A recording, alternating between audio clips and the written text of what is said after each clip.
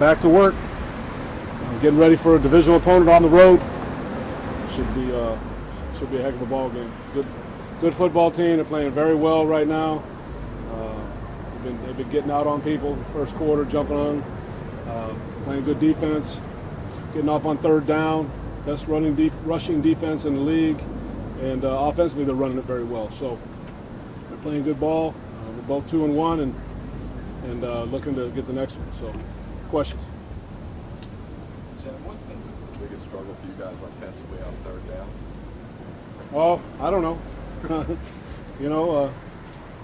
You make some, you don't make some. So we'll look to make more. It's not a common. Well, it's not. It's like something I don't really feel to sit here and describe for you. I mean, you guys watch the film. We got to do it better, and we feel like we have the ability to be better. So we're just looking to work at it. What was the biggest lesson you think for Derek? I mean, he played so out of character, so uncommon. Yeah, I'm really not going to reflect much on backwards. I'm kind of looking to the Broncos and the challenges we have.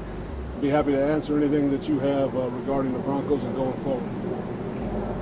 Coach, when you've got a stud defensive player like Von Miller or like Khalil in their case, how much time do you devote game planning, accounting for what guy? Well, you have to account for, I mean, both these guys are special players. Von, really gifted. And I mean, I know firsthand, having been able to coach him for those 3 years, he's a special player. He's a big time difference maker. I feel like Khalil's the same type of thing. They're both, tremendous football players. So you need to know where they are. They were both. Vaughn ran that off-season thing where all the defensive players met at Stanford and they kind of went over their little secrets and this and that. What do you think about that? It's great to bond with the other guys and sort of tell what you know, but do you want your guys you want Khalil telling other guys how he does it? Sure. I think they learn. I mean, they're all in that looking to sack the quarterback group. I mean, they're sharing information about their trade, their craft. Yeah, I think it's awesome they did that. With both Vaughn and Khalil, have you seen those guys add tools every year, add to their skill set every year? There's no question. I think that's what happens with great players. I mean, the reason they're great is they continue to evolve, continue to develop, continue to work and refine their skills. And I think both these guys are tremendous at that. They were good players the day they hit the league, but they both have really good work ethic. They really apply themselves, and develop their skills.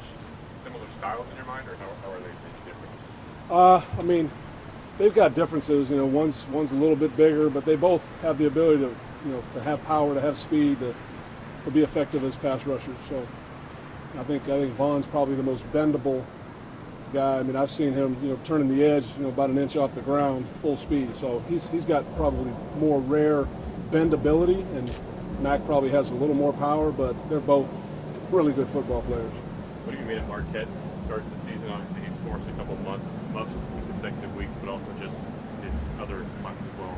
Yeah, I mean, there's definitely some things that have been going very well, and I think that's part of it. The kicking game's been pretty solid. It'll be a challenge this week. They've got two really good returners, a good punt returner, a good kickoff returner, and so us kicking the ball well and being able to cover will be a big factor. What have you seen from Cordero and Johnny in that gunner role? Yeah, they've done a nice job, and they're key for us. I mean, to have those guys be able to get down the field and force some fair catches. It's been big for us. Jack, you were optimistic that Michael would bounce back off line Crabtree, assuming he's good to go. Yeah, we'll see how the week goes. Expect them to do a little bit today, and we'll see how the week goes. What are some of the differences that you've noticed in Trevor Simeon's play from last year's full year as a starter to this time around? I think Trevor's doing a great job developing as a young player at that position. He looks more confident to me, more certain in his reads. And they run the ball well, which always helps the quarterback, But he's done a nice job with them. He's accurate, smart, and it looks like he's in command of their offense.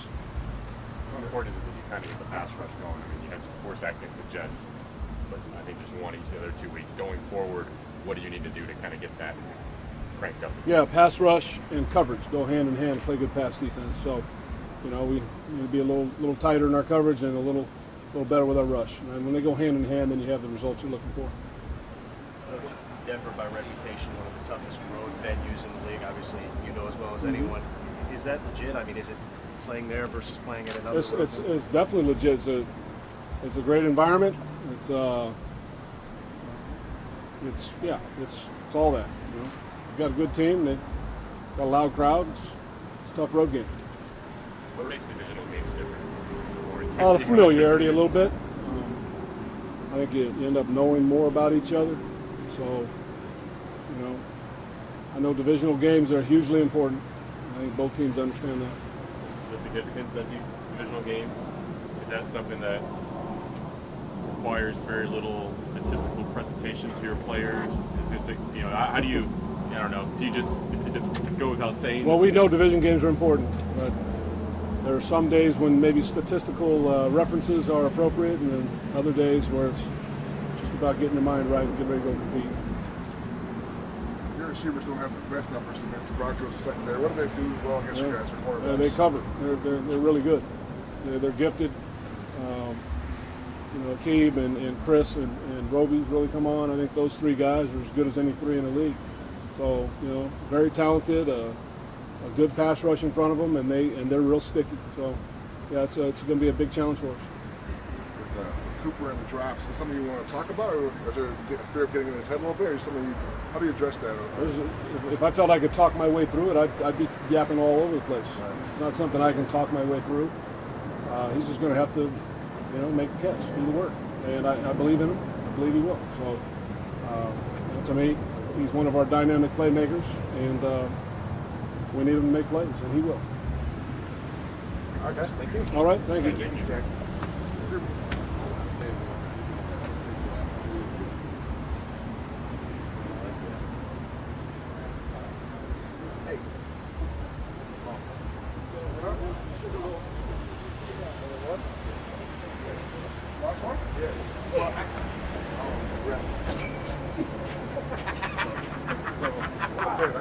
No, I love it. We're doing a bit. I love the juice. We weren't doing no bit. Oh, that was just me going crazy? All right. Thanks, man. Appreciate You just kicked the fence. I was happy to see you, man. Happy to see you. I haven't seen you move that fast in a long time. Don't get started. I guess. Sorry, dude. You're familiar with this Broncos secondary? Have you seen them? Yes. There's sometimes familiarity can only do so much when you're prepared for an opponent this good, this stout in the back end. What do you see from that unit? Same as every year. We got Pro Bowl players everywhere, and you know they know how I feel about them. Nothing but respect for them. I think the world of how good and talented they are. But I'm always excited to play against them. You know, it's always fun to compete against those guys because they bring the best out of you, and it's always fun. What's different about the division game when you play a team like the Broncos and Chargers, Chiefs? You know, you've played them, you know, so many times. You know, you know, it's almost like, you know, it's almost like you see them all the time. You know, then you get back out there, and then Vaughn comes off the edge, and you're like, oh yeah, yep, he's back. You know, and all those things. But you know, whenever you play a divisional game, there's no added height or anything like that. I think we've done a good job of, you know, with our process of just the way we recover, we prepare for each game and compete. You know, I think that we've done such a good job of that over the last 3 years that, you know, we don't get too high or too low. And, you know, that's really important, especially in this league, obviously, as we learn. There are drops are such a subjective thing. There are a lot of things that go into it, whether it's your throw, placement, DB, all these things, different things. And I remember talking to Amari last year and saying, I'm surprised you didn't lay into him so during the when a guy is going through those kind of things, how do you approach it? Do you not discuss it at all? Do you pat him on the back next time? How do you deal with it? You know, it's different with each personality. I think you have to treat each guy differently, but fairly.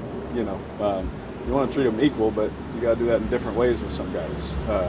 You know, I'm never going to rip anybody because as soon as I skip one, I don't want them to come and rip me. You know, and so I'll never yell at anybody or, you know, anything like that. Now I do, you know, get excited, as they would say. Andre Holmes said I used to just rip my chin strap off. That was my thing. But you know, they know how I feel. I know how they feel, and I just communicate with them. I just talk to them. You know, with Coop, you know, him and I can talk, you know, privately and you know, discuss things. How can I be better for him and things like that. And that's really it. You know, there's no aha moment or anything like that. He knows how good he is. You know, he knows what he's capable of. And so, whenever those kind of things happen, you just move on, but at the same time you address it, because it has to be addressed. Same thing with me. If I miss a throw or anything like that, you have to address it because it needs to be better. But at the same time, we know that we're capable of more. Do you sense he's pressing at all, or do you sense that sometimes he presses? He's so quiet. I don't know. It's hard. You can tell when I'm pressing. If things aren't going the way we want them, I'll try too much. Obviously, like the last game, when typically I wouldn't, be so risky in a certain situation. You can tell easily with me. With him, he's so quiet. You just have to know him, And for him, I don't think he's pressing or anything like that. I think that he expects so much more of himself that he gets mad at himself. So I'm looking forward to getting out here at practice and throwing him some balls today. You mentioned taking risks. What's the biggest lesson you learned about your own performance in Washington that you can apply to Denver? Because that was so contrary to the way you usually play. Yeah. It was like, how my brother say, an anomaly. You're like, what the heck? You go out there and you see the coverages they're playing. They're not disguising anything. You can, the game slowed down. You see where you're going. You're putting it where you want to, and it's like, why isn't it going our way? And we work so hard.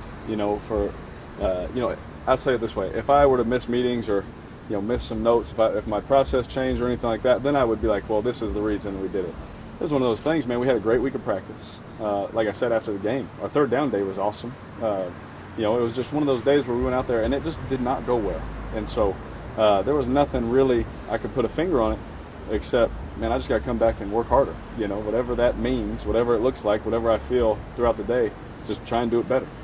Derek, how much do you worry, though, that guys might be trying too much now to get that taste out of the mouth? Oh, man, if it was, if you would have asked me that in the third or fourth quarter, I would have said, I'd worry about it, because every one of our guys is so talented, they feel like, I can do it for us, But now we've had time to, decompress. We've had time to watch the film. We've had time to, move on, really. And now guys just know, man, we turned the film on. I was like, man, if I just do my job, if I just do what I've been doing for the last 3 years, 4 years, boom, we'd be just fine, And that's really all it comes down to is each man.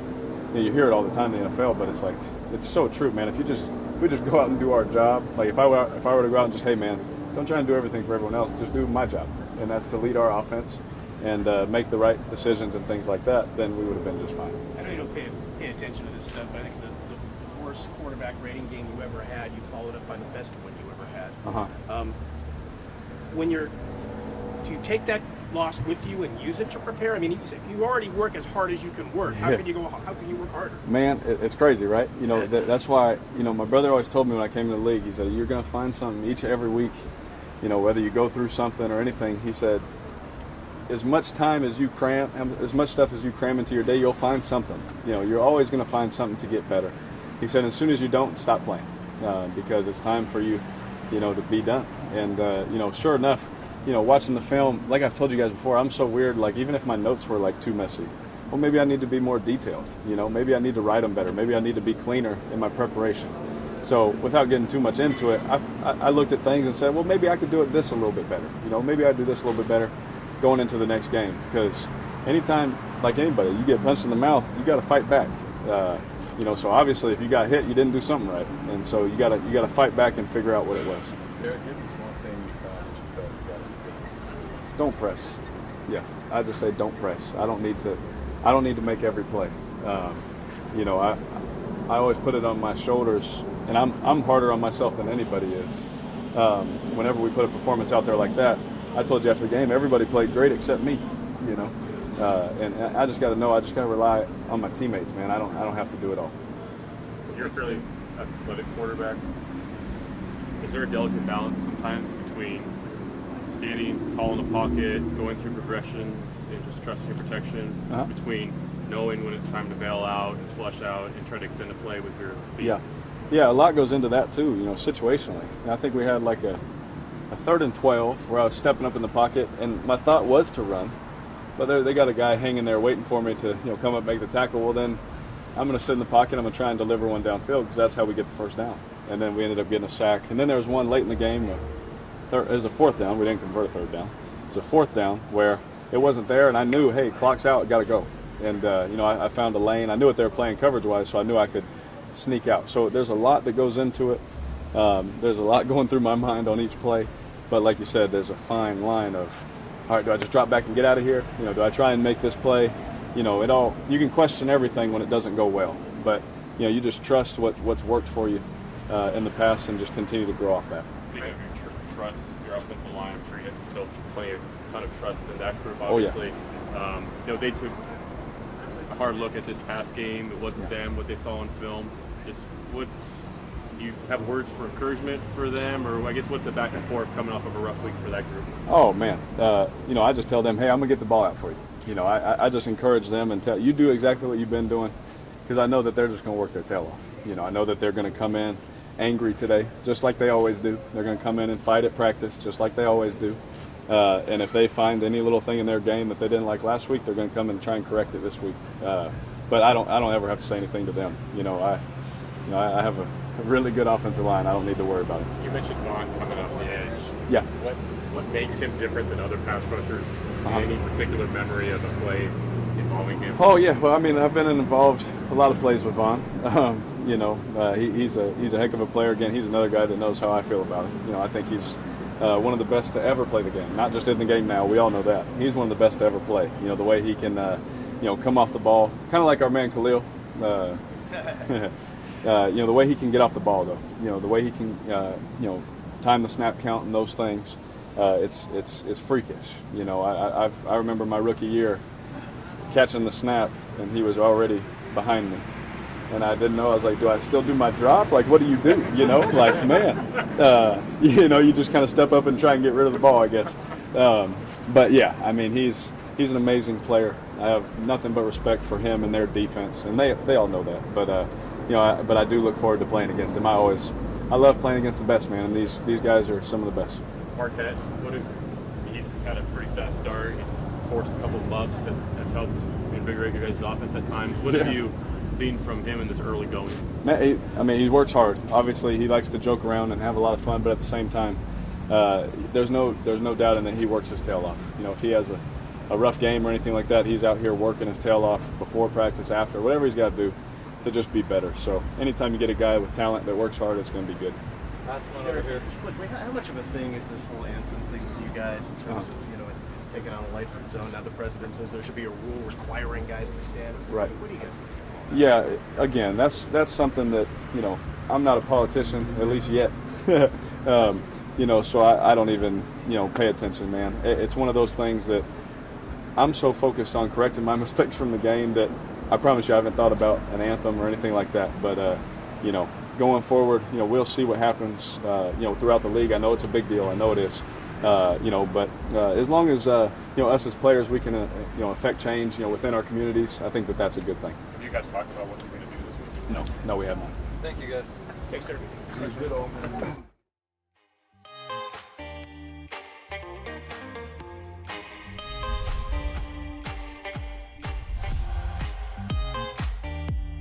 LeBron, favorite player ever since I knew about him.